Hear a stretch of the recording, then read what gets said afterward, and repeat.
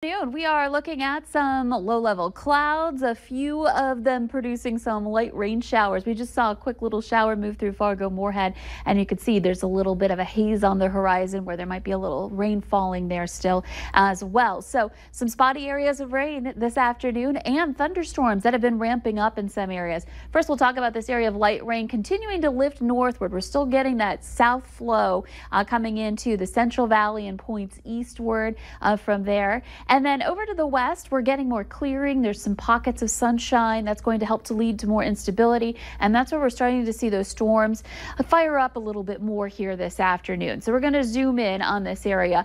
First of all, we've been seeing rain for some time in Benson County. We'll check that out in a moment. And then these areas of thunder where you see the reds and oranges on the map. That's a little bit of a heavier rainfall coming down right along the border of Grand Forks County and Nelson County, seeing that line down into now western Steele and into the Griggs County area. So little by little it's trying to move eastward, but at that point it's moving pretty slowly. So we're getting some good rain in some of these areas. We've got some lightning associated with it, and overall some of these individual cells are moving to the northeast.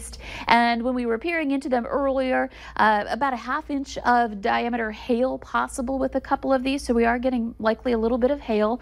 And we also talked about the potential for some of these producing a funnel cloud or two because we've got a lot of spin going on in the atmosphere right now. Looking up to the northwest, here's Devil's Lake, the town of Devil's Lake right here. And you can see a lot of rain still coming down. And this is an area where it's been raining for some time. Checking in on the estimated rainfall in this yellow area, we're looking at an estimate of over 1 inch of rain in that location, and it's still coming down. So I mentioned there's some spin in the atmosphere. We've got a low working its way through, so we are seeing in a counterclockwise fashion here the rain and overall weather just kind of swirling around that. That leads to some thunderstorms to briefly spin up a weak funnel cloud potentially. We saw that out west yesterday, as I mentioned earlier, and the potential's there again today, this time into our viewing area, into eastern North Dakota, especially this afternoon.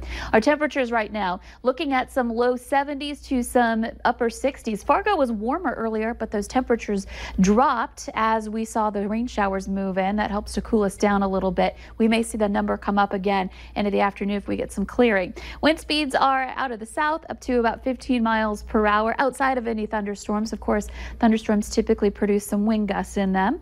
And heading into the afternoon, again, some scattered areas of rain and thunder, some small hail, some blustery winds, and again, can't rule out a quick little funnel cloud. Most of the time, these don't reach the ground, but the potential is there. It's happened before. Heading into the evening hours tonight, these really do start to fizzle out and move on and quiet down. Now, tomorrow morning, we'll start off with some cloud cover in the valley, especially up north, temperatures 50s to 60s.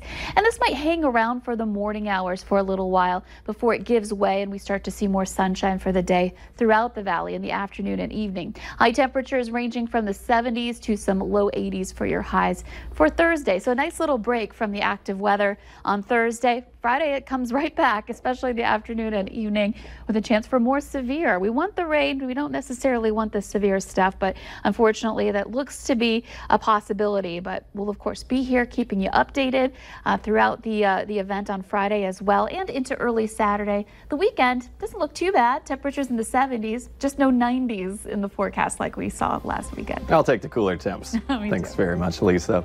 Picking